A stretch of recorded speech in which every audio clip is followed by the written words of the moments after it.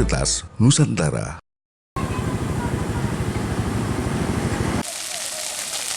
Kebakaran hutan dan lahan kembali terjadi di Aceh.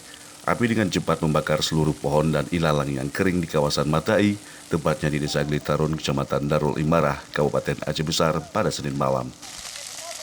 Api dengan cepat merambat dan membakar lahan seluas 25 hektar di lokasi tersebut, sehingga petugas pemadam tampak sulit memadamkan kobaran api yang begitu besar.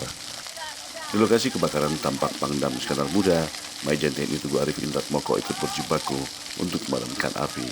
Dalam kesempatan itu Pangdam menyebutkan lokasi kebakaran sangat sulit untuk dipadamkan.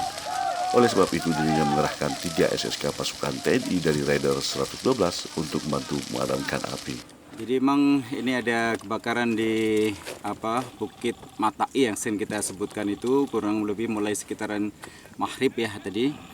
Dan kemudian begitu ada informasi kita langsung kerahkan Batalion Raider 112 yang paling dekat bersama dengan Rindam. Kekuatan total kurang lebih sekitar 3 SSK yang dibantu dari pemadam kebakaran, kemudian Manggal Agni, kemudian dari unsur masyarakat, Kodim, dan Polri juga ada dalamnya. Kita bergabung semua dan sekarang sudah sampai di titik akhir pemadaman api yang di atas bukit.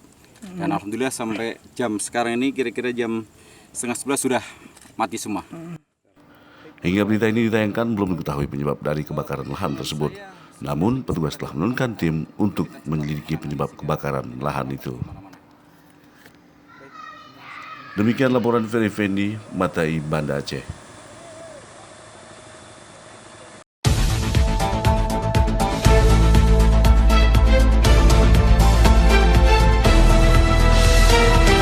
News TV, Meretas, Nusantara.